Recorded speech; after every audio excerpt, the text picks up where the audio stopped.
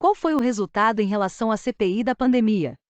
Porque no momento que o Brasil mais precisava de um líder, de alguém que acolhesse, que abraçasse, que se importasse com as pessoas, o Brasil estava diante de um presidente negacionista, que negou vacina, que não mostrou um mínimo de empatia, de solidariedade, que não tinha medo da pandemia. Eu tinha, usava máscara, tinha preocupação, ele não tinha. Então, ao invés de sair em motociata, né, ele saía em motociata pelas avenidas do Brasil, se ele pudesse entrar num hospital, só num único momento de dor de uma mãe que perdeu um filho e tivesse abraçado essa mãe, ele teria todo o meu respeito.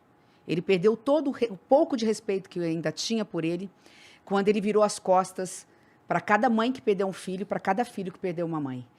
E eu vi ali não só o atraso da compra de vacina, a Pfizer, aqui não tem problema falar... Não, pode falar o que você quiser. Pode falar até cloroquina. Eu esqueci de perguntar quais são as regras aqui. Não tem regra. A Pfizer, e nós vimos isso pelo depoimento dos CEOs, né, disse que estava pronta para fazer o Brasil ser o primeiro país do mundo a vacinar. Nós poderíamos ter começado a vacina 45 dias antes. Então, foram 2 momentos muito tristes. E aí eu fico imaginando, eu não perdi ninguém da minha família, nenhum parente próximo, nenhum amigo querido. Eu fico imaginando aquela mãe, aquele irmão, aquela prima, enfim, aquele amigo que perdeu um amigo, um ente querido, faltando 1 semana para tomar vacina. Faltando 30 dias para tomar vacina. E eu vi depoimento de pessoas. Eu fui dar uma entrevista, rapidamente contando aqui, eu fui dar uma entrevista numa rádio, e eu fiz esse comentário. Vocês imaginam, vocês conhecem alguém na faixa de 40 a 50 anos, faltando 1 semana, faltando 1 mês para chegar a vacina? Pois é, nós tínhamos condições de ter começado a vacinar 40 dias antes. E não fizemos porque temos um governo que achava que podia substituir vacina por cloroquina. Não sei nem até hoje se tomou vacina ou não, dando um péssimo exemplo. Que não tomou. Pois é, então pior ainda, né? E nós estamos falando de 670 mil vidas perdidas. Que fosse é uma mãe, é a mãe de alguém, é o pai de alguém, é o filho, é uma filha de alguém. Este é um momento assim que foi revoltante para mim. E o segundo foi que no momento de maior dor, nós constatamos denúncias gravíssimas de esquema de corrupção dentro do Ministério da Saúde. Aquele lance das vacinas lá com $1 de superfaturamento. Como se a vida humana pudesse custar $1. Porque a gente fala $1, todo mundo fala, o que é $1? R$5, né? Estava querendo se cobrar, ali tem uma denúncia gravíssima que só a história um dia vai contar, quando nós tivermos realmente um governo decente, um Ministério Público que vá atrás e investigue, não esse que é submisso ao governo federal. Eles estavam falando o seguinte, para cada dose de vacina que eu contrato de você, você tem que me dar $1, senão nada feito. Mas é mais do que isso. Eu fiquei encarregada de um processo de uma vacina chamada, não sei se você ouviu falar, Covaxin. Sim. Eram 2 tomos desse tamanho. E eu passei dia, noite, varei final de semana estudando, porque a minha área é direito público. Eu dei aula 12 anos de como se administra um Estado, um país, então eu analisei o contrato. Entre outras coisas, para encurtar a conversa, eu descobri uma nota fiscal, que eles chamam de invoice, uma nota fiscal, que dizia o seguinte no contrato. Você me dá $45 milhões com pagamento antecipado para ser depositado no paraíso fiscal, sem nenhum controle, por uma vacina que a gente não sabe se tinha eficácia. Estou falando de mais de R$200 milhões. E quando eu vi essa nota fiscal, totalmente, você como professor de inglês, então ia se deliciar com a quantidade de erros de inglês, eu não sou professora, mal falo inglês. Com todas as notas, todos os equívocos ali, estava tudo ali. A denúncia estava ali, nós tivemos que denunciar. Então, fala assim, não houve corrupção na compra da vacina, porque a CPI antecipou e a CPI impediu É isso que eu ia falar, porque isso daí não chegou a ser comprado, não chegou a pagar por essas vacinas aí. Mas tem alguém que tem alguém sendo processado, ou qual que é o processo para você pegar o cara que ia ganhar dinheiro com isso? Quem é que ia ganhar dinheiro com isso?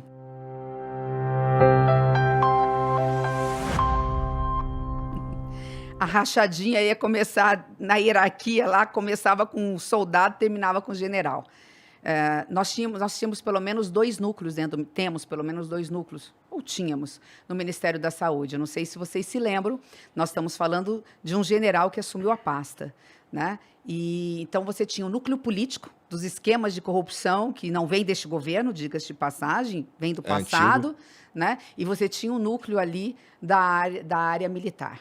E aí meio que todo mundo ia se dar bem nessa então, história. ali nós tínhamos 2 núcleos disputando, né? A de $1 que você falou era um núcleo, a da Covaxin era outra. Entendi. A gente está falando de suspeitas ainda, de indícios, porque, infelizmente, o Ministério Público não abriu, fala que não há indícios e não abriu o processo. Nada impede que no futuro próximo, a partir do ano que vem, esses processos sejam, essas denúncias sejam investigadas e a gente escancare um grande esquema de corrupção que podia estar sendo tramado dentro do Ministério da Saúde.